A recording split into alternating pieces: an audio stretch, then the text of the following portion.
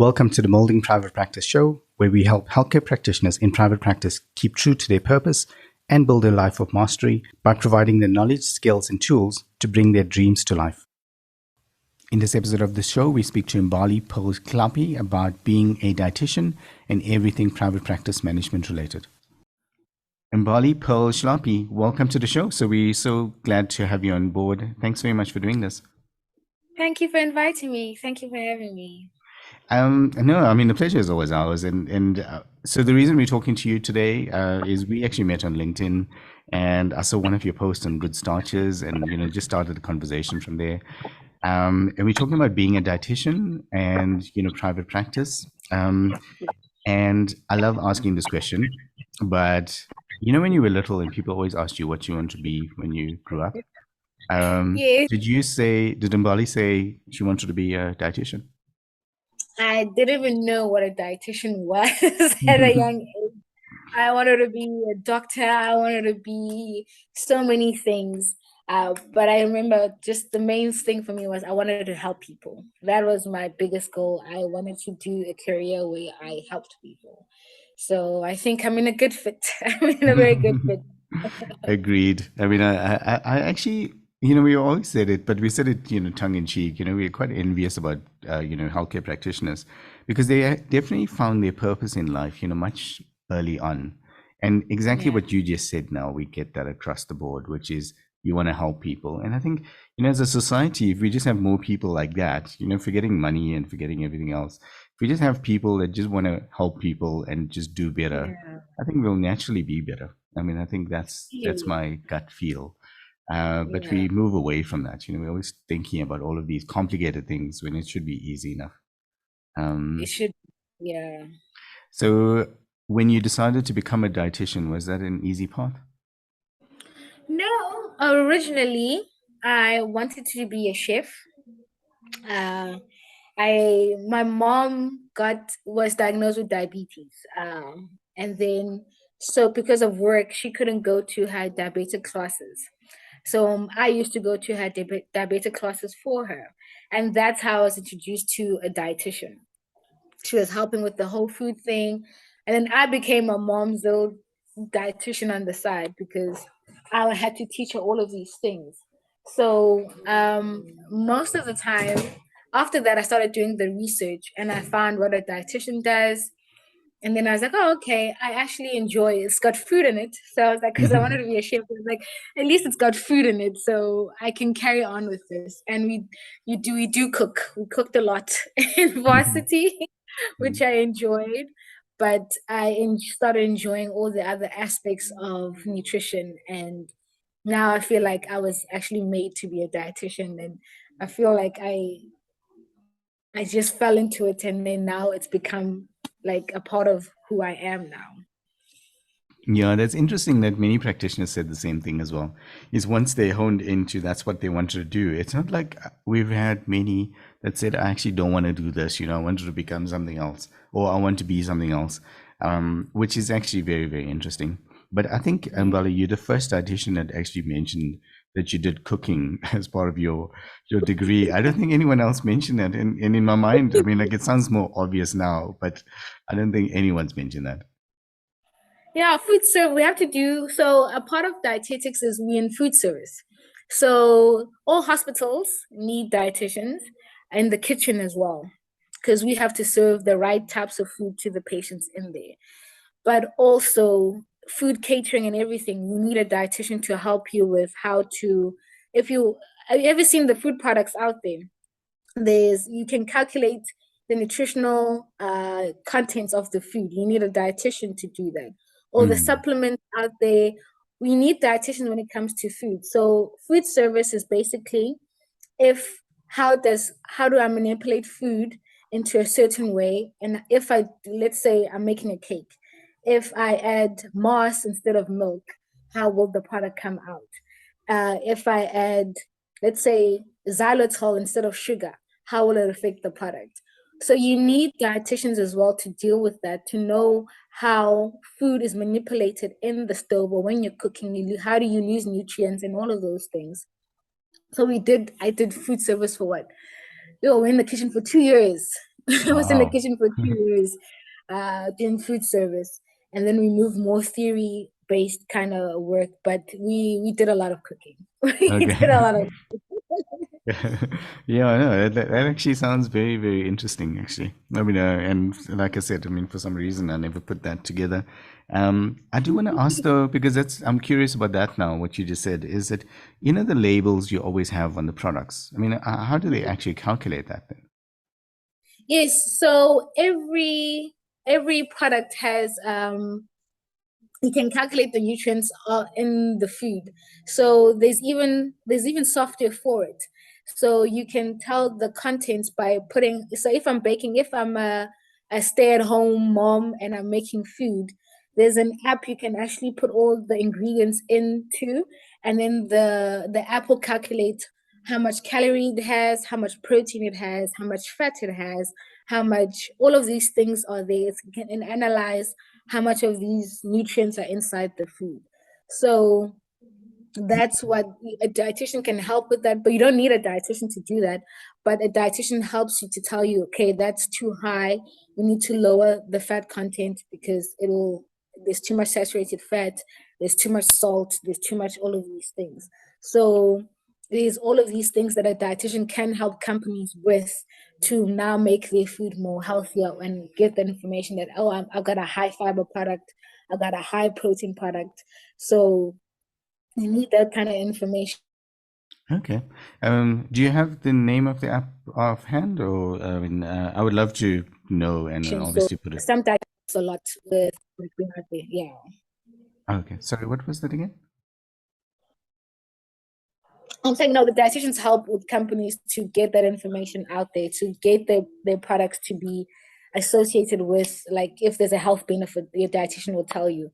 Add more chromium if it's a diabetic product, like add chromium because they say chromium helps with in diabetics. So all of these things you need that kind of information to make let's say make your product more superior, I guess, Hmm. or a marketing way for people to buy the product. Mm. So we are in the food industry a lot as well. Okay, no, that's amazing.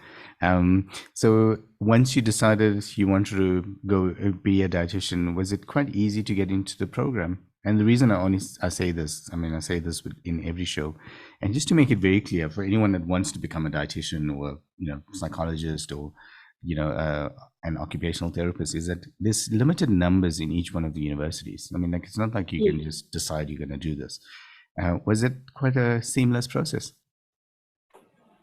So for me, it's a very funny story because I applied on the last day. Wow. Remember the still university was still walk-ins at the time. We're still walk-ins, and I walked in and I was like, here are my credentials, please take me as a dietitian. But the whole process, you do apply, you have to, because in KZN they have the CAO form. So it's one form, and then that company sends all your applications to all the universities in KZN. So you pay one fee, and then you put all your credentials and everything. So they use your grade 11 marks and your grade 12 marks, and then you send that information through to the CAO. And then they look at your information and they send your applications to the universities, and then the universities reply back to you. In the other universities, also something you pay a fee to apply and everything. And then, so it's very limited universities in case in South Africa that have dietetics. I think right now we're only sitting on 5. So it's UWC, it's UKZN, it's TUT. What are the universities? But very few universities have dietetics. So it's Mm. a very limited number. And I think for us, I think we were 30, 40 something when Hmm. I in class in the first year. But when we graduated, I think there was 18 of us who graduated Wow.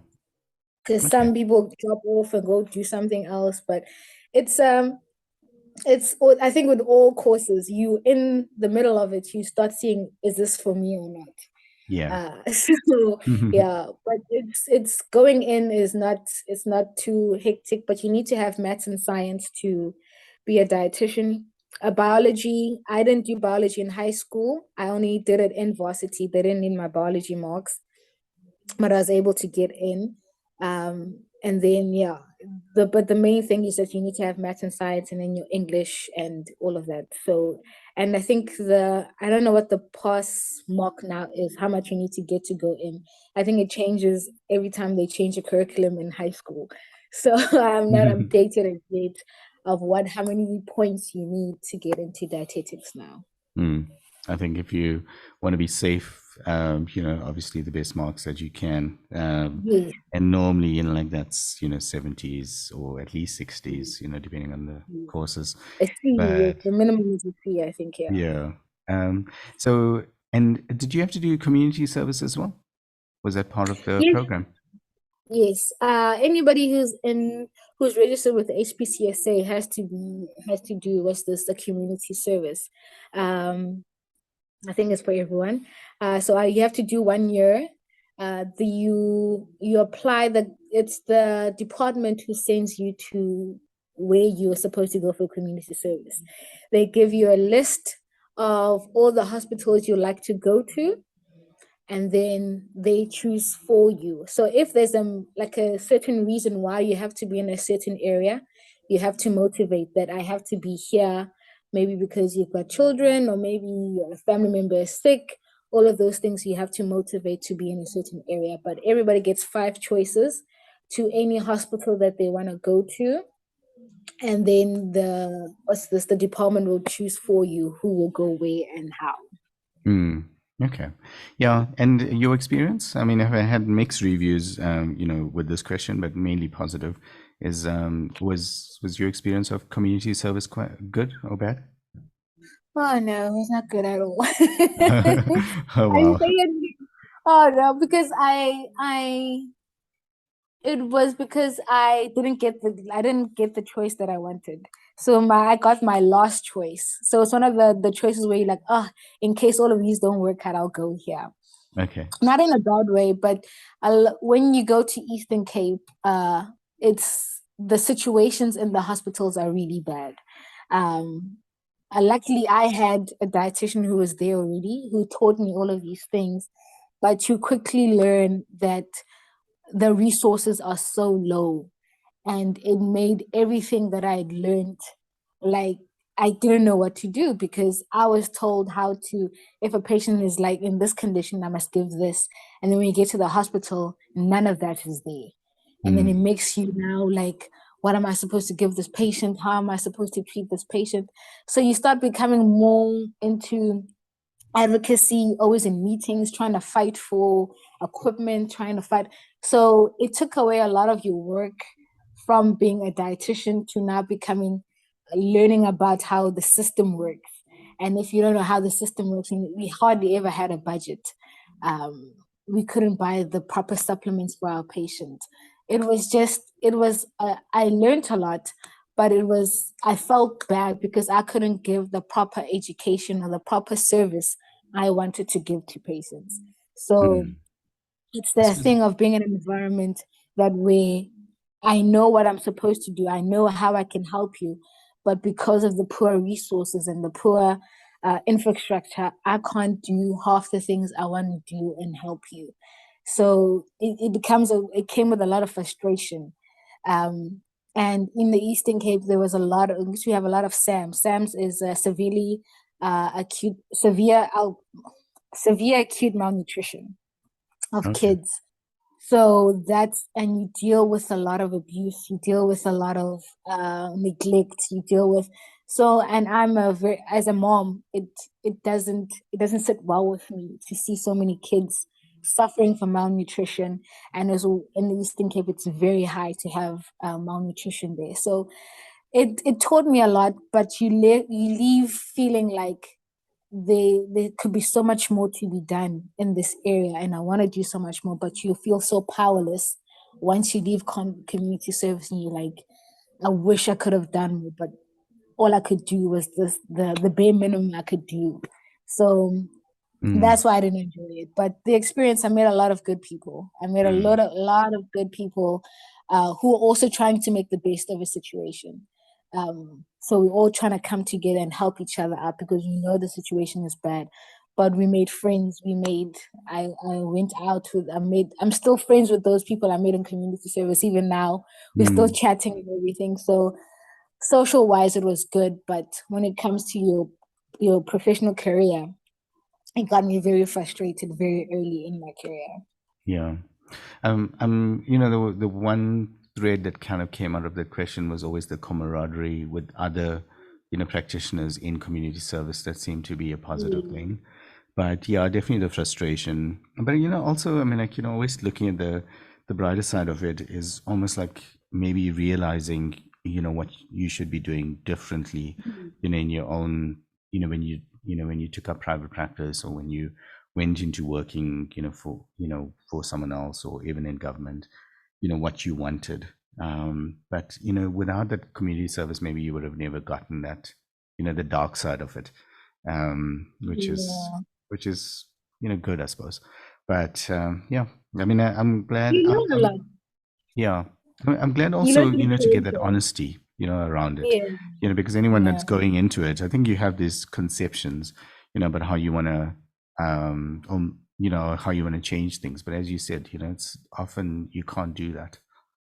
Yeah, you're very limited. You start seeing how big the system is, and it's like, so this person will send you to this person. If you want this, you must go to this person. And you start seeing the hierarchy, and it's like it takes so many steps just for you to, so you can feed this one patient.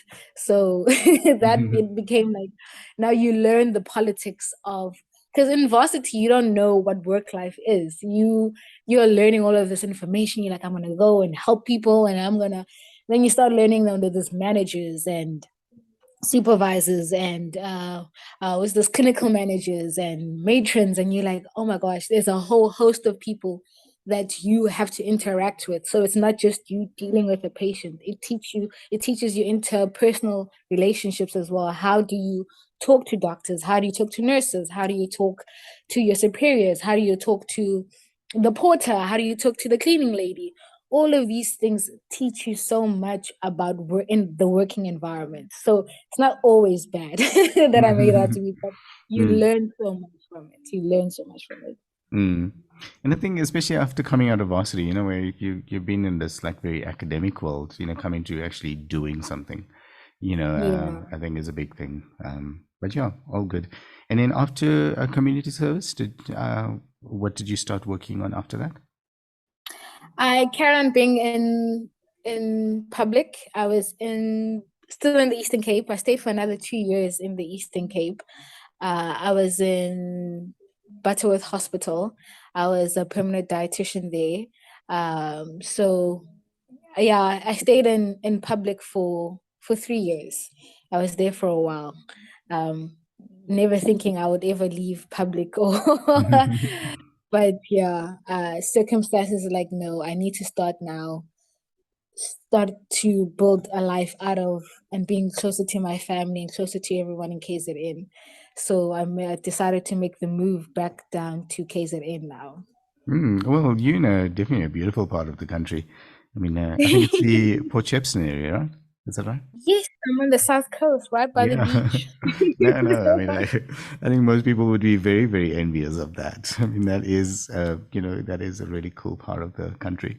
Um, Yes, yeah. So glad that you made that change. I mean, and also, I mean, like, we're talking about private practice as well. And, you mentioned, considering or starting your own private practice now. I mean, that's exciting as well.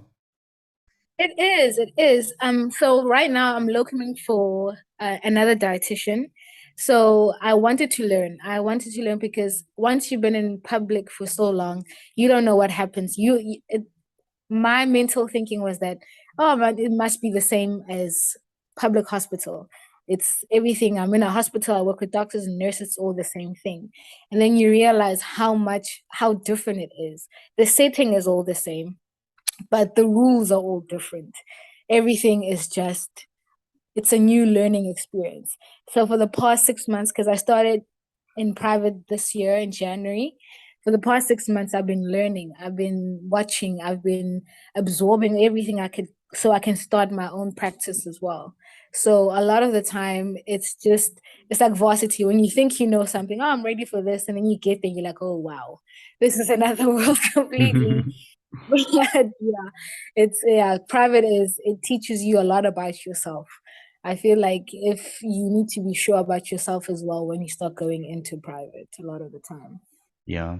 The one thing I do like about private practice, without talking about the social, discussions around whether you should be in government or in private practice. But the one thing I do like about private practice is that you get to specialize as a practitioner. I mean, you get to choose the type of clients you want to work with, the also, Yes. I mean, and I think that's a good thing or amazing thing about healthcare practitioners is that you're not stuck to one industry or one type of client. If you don't like Yes. working with children, you can work with adults. If you don't like working with adults, vice Yes. versa. Dietitians as well. I mean, you mentioned, so many different options. Like, we joked about the chef stuff. If you didn't want to be in private practice, maybe you can work for a corporate, where they, nutrition is a thing and you want to do that. So I think that's actually amazing, about private practice is that you get to choose, like who you want to work with firstly and how you want to work and the hours you want to work with. So I mean, Yes. there's a really compelling case, for going into private practice if you want to do that, obviously. If you want, yes. Yeah, people must now leave their jobs and go to private. It's something that it builds what you thought about yourself, your personality and everything. Because once you're in public, you always sit. It's one thing every day. Financially you're okay every month. But when you're in private, you start seeing that no, this is what I want and this is how I want to do it. And there's no one who's your boss or anything, but it's you now saying, I will work like this. I want to partner with this person. You have all these creative ideas, and then you start seeing them happening. It's because like you have the freedom to. There's a lot of freedom for you to build something, and if you want to be something new out there and unique, it's very possible to also do that as well. Mm. I wanted to ask you something about private practice, and I think you probably, in the, in the perfect scenario, to be able to, answer this. But what we find, I mean, as a company, we've been working with, practitioners for about 8 or 9 years now, and so there's multiple components about private practice. I think the one that people always go down, and hopefully that's what you're picking up now with with the private practice that you're in, is the whole medical billing, or how do you do billing and how do you make appointments. I think that gets a lot of like attention, and I don't think it's just about that. I mean, that's, as a company, that's what we've been talking about. I mean, we have the software, and without like plugging on any of the products, I just want to get the thinking right, is that yes, you have the software and maybe you can do that and stuff like that. I find with private practice there's almost two camps. One is like, a private practice where the practitioner does everything. They do the bookings, they do the billing, they do the following up with medical aids. And then there's the private practices where they have a receptionist or maybe even two receptionists, and the receptionist does everything. Yeah. But they still have to do like the financials and the tags, maybe marketing and stuff like Yeah. that. And then so I kind of, in my mind, I think, if you want to go into private practice, the first thing you need to do is like sort out maybe the CPD stuff, right? So from a learning Yes. point of view, how do we do that? So then that's where we kind of came out with the platform, and we said, okay, how do we give practitioners that?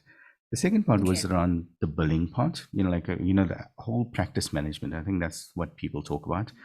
And then the last one was this idea of how do you build the private practice that you want? And I think most practitioners they get stuck with that one as well. It's like, how do you get the referrals? How do you how do you build the private practice, the number of patients you wanted, all of those things? Do you Yeah. find those components as well? And if I had to ask you, like if as a company we provided all of those, as in, from a CPD point of view, you have that. From a providing the referrals, we have a system like, you can do that. I think the fact that you're on the show now, is a Yeah. hint of how we do that. And then the other one was like the admin stuff, like, so if we provided a service where you just, like almost like you had the admin team that just did it. Mm. Because what I find, and this is my question, I know it's a long-winded one, but my question is do healthcare practitioners actually want to learn every aspect of that, or do they just want to be practitioners and just get it done? Like as in, like, and obviously practitioners still have to be responsible for it. But if you just Yeah. had something or someone or some product that did it, would that be the space that you want to be in? It would be because it makes your life a whole lot easier. But being hands-on on everything, it does get draining. It does take away your attention from a lot of things. I'm seeing now with just the paperwork of starting a practice. I am at work, going to hospital. I have to come back. I have to fill in some form. I have to send this information out, and then I have to go do meal plans, and then I have to go. It becomes so much in between that sometimes I forget. And if I didn't diarize it properly, and it's not on my diary, I have now completely forgotten that information. And now I have to do catch up tomorrow, or I'm getting someone calling me, hey, you missed my appointment. It becomes a mess, especially if you're doing multiple things. So as me, like for me, I'm in the hospital, but I'm also a diabetic educator. So now if I've got two things that I'm doing, I'm definitely gonna need something in between to be like, hey, that's for work, this is for diabetic education. Now I don't want to get things confused. What hat am I wearing? Where am I going? All of those things, it becomes a lot. And sometimes you need that extra help. Like if everything it's a platform where you can put everything and be like, okay, this and this and this here, this and this and this. It would make my life so much easier. Right now, I would need that. Yeah, and without selling anything or talking about selling, I Yeah, mean, no. the concept is like, you push in a request, exactly what you would do with a receptionist. You push in a request, it comes back. Like as in, like Yeah. you have to do certain things, and the penny dropped for us in Bali. Like was I think we had to do an upgrade of the software one of the nights, and it was a Saturday night. And I get this email. It wasn't me; it was the team doing it. And I get this email the next morning. Sunday, I'm checking my emails, and I get this email from one of our clients, and she's like, it was like 11 o'clock at night, and I see the system is not responsive, and like I had to get my invoicing done. And I just think, that is not what you want to be doing on a Saturday night It at is. 11 o'clock. It just can't be the right situation. Definitely. And it just kind of got our Yeah. thinking going. It's like, everyone talks about, you have to you have to learn everything about practice management, and you have to, be this Yes. business person. And, one of the moments was like, maybe practitioners don't want to do that. Maybe they just want someone to do it so that they do what they love doing. So are we on the Yeah. right track with thinking like that? You're very much in the right track because it's a business and we were taught medicine. We are medical professionals. How to start a business was not a major, even if it was, it's probably like a 2 week course or something that we did where they taught you that you can have your own private practice, but they don't go into detail how much of a mindset it changes. It's no longer, hey, here's a patient. I see the patient. Now it's like the admin of the patient, everything associated with the patient.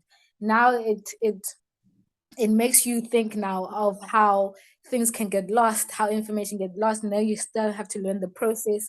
So for medical practitioners, it's very needed because we are not business orientated. There's some who are, but there's some of us who want the creative space of I want this kind of practice, but I can't deal with all the other admin or the smaller things around me. So it would be really helpful for those who want, like, I can't be in control of everything. I just need to be, if I want my practice to go in a certain way, I need someone to know or something to be like, okay, now I can move in this direction and everything. Because if I don't know the tax, because I'm also learning about the tax system, I'm learning about all of these. Mm, So yeah, having messages and especially if you have kids, I mm, can't be doing things after 4. mm, After 4, I've got 2 toddlers. I can't be now running around trying to now fix things and this email didn't send through or mm, now the medical aid is not saying is not that would be I would be just be like over my head, mm. overwhelmed with everything. Yeah, and there's a certain case to be said, like for you have to know that, right? And I think where our thinking was like maybe you didn't have to. Maybe, like these high-end surgeons and stuff like that. I mean, I'm sure they don't really worry about that. They just have a team in the front, and the team just does it. And like they just Yeah, concentrate on what they do. And I think, yeah. when the more we started thinking about it, I was like, why can't every healthcare practitioner have that? That if you want to go into private practice, you choose the number of referrals you want. And the system or whatever, like just gives you that. Because we, in this thought pattern, where we sell the healthcare practitioner, actually, if you want more referrals, you have to go learn marketing. But, if you want to do marketing, you probably would have wanted to go get a I would degree. have said no. But that's not what you want to do. It's not what you're going to do on a Saturday night, on a Sunday night. It's not, something that's Yeah. cool. But so I'm Now just, we're learning to be content producers, content creators. Now we are making yeah, I it's know, all exactly. that we know we're supposed to be doing. Mm. So yeah, I get that. But so much, thanks so much for validating that. I mean, it's just like slightly, and I don't think it's off topic, but definitely, your sense, especially where you are in, with private practice. But thanks so much for saying that. No, definitely. Um, I do want to start wrapping up just now, but I always ask this question: is that I loved everything we did, and actually two questions. In on the previous show, we covered cultural foods, and I just want to ask: is there anything is there anything around that you had to almost upskill on, or you had specific resources you had to go to, or courses that kind of tied that into how you helped clients right now? Or was that part of your training and your thinking, around cultural foods that you thought, this is a speciality I want to go into? No, currently, right now, there isn't anything that goes or delves into that realm. It's more of a passion of mine. So I think with dietetics, it's like you have the information. I can get the information, but how you use it, and it's gonna be because we tailor make everything for patients. So whatever, there's no course on it. There's no, because the cultures are some. We have 11 official languages, so it would Wow. be impossible to like teach so much. But each person knows, if I'm talking to a Zulu speaking person, how do I adjust my education for that person? If it's Xhosa, if he's from Cape Town, because even the way you live also affects where how we educate you as well. So for me, it's something I want to maybe in the future have a course, because now we can also make what's this, webinars, and if I can delve more into it and be like, let's start thinking culturally as dietitians. How do we move to a space where we don't alter people's cultures to make them more healthier? So this is a start. You could be starting off something that's bigger than us. Mm, But it's something that I can start it as soon as possible and make it into something. Uh, but right now there's no courses on it. There's not much research on it. It's just all the things that each person is doing for themselves to learn and educate themselves. mm. We'll link to obviously the other episode, on the Molding Health show. But what I love about the conversation is that it's like inherently we know that that's the way that it probably should be. But Yeah. again, what common, like what seems to be the narrative in society at the moment is the opposite. Seems to be Yeah. actually, no, that's not right. And Yeah. I just don't feel it's wrong. Like in my gut, it doesn't feel like that's the right route. And that's where Yeah. when I saw your LinkedIn post, I was like, wow, okay, that's interesting. Like that, and I had to reach out. But thanks very much for being on the shows and for sharing that. My last question is there anything, because we try to make this like a resource that anyone that wants to become a dietitian would look at it and it's like, I really like Mbali's story, like I can like I can relate to that and maybe even reach out to her, and then also in private practice. But is there anything around being a dietitian, your journey, and then also your thoughts around being in private practice now? Is there anything around there that I should have asked you that I didn't? I think it's the interactions with everyone, how to conduct yourself. I think the biggest thing, as I think we were talking earlier in the other show, the mental preparedness for anything. Even anything that you start, you need to be mentally prepared for it. that with private practice, it tests a lot of your character, your resolve, if you really want to stay with it and everything. So the biggest thing about is do not change, like I always keep saying, do not change who you are. The medical profession needs someone like you in the industry. You don't have to be the most unique or anything. If you the quiet one who does the, you can be that person. We need, like, don't shrink yourself because of the environment. It becomes very competitive. It becomes a lot of issues and politics inside private practice, but never lose yourself, because what you bring to the table, it changes someone's life, it changes the industry itself. So for me, it's never dim yourself or try to be something that you're not, because the industry needs every single person's way of doing things in the way that they are. And I appreciate that about private practice, that I'm learning that I don't need to be this eccentric and out there and in your face. And the way I am is perfect for what I'm doing. And I'm going to make a change in the way in what I'm doing. So you just need to move in that fashion. Always move in that fashion of believing and knowing who you are and making the change that you want to do. Well said. I love that. And if I can just add one more point to that, just to tag on to exactly what you just said, is that you'll find the patients then that resonate with you. I think that's the Yes. key one. Perfect. And if you just, stick at it, be that person, patients will naturally find you, just like with business. I mean, like, you don't have to have millions of clients. You just have to have the Yay. clients that you want to work with. And I think, yeah, it's like with healthcare practitioners, that's the amazing space. Well said, though. I really love that. Thank you so much. Thank Um, you for having me. yeah, sure. I mean, I was just about to say, actually, thanks so much for doing this and being on the show and giving up your time. I mean, we so appreciate it. No, it's been a pleasure, and this has really opened up a lot for me. And thank you for all the people I've been listening to all the other podcasts as well. Like, you have amazing guests on your show, and to just be a part of that is like really, it's an honor. It's a big honor for you. So thank you for everyone who's listening, and thank you for having me on the show as well. No, thanks for saying that. Thanks again, and yeah, we'll speak to you very very soon again. Definitely. Hey everyone, thanks for listening. As always, stay tuned, and we'll speak to you in the next episode.